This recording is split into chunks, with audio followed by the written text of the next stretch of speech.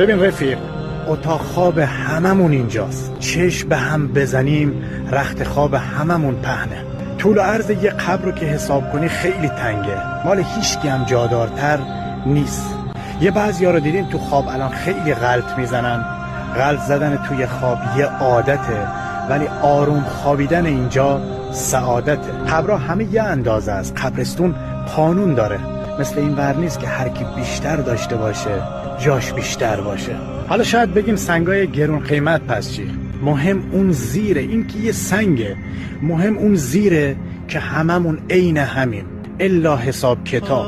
حالا اگه بخوایم بحث حساب کتاب رو بیاریم وسط، خیلی موافق و مخالف داره، ولی یه چیزی تو وجود هممون هست به اسم وجدان که اگه بیدار بشه نه تنها دنیا گلستان میشه، بلکه از مرگ هم هیچ هراسی نداریم.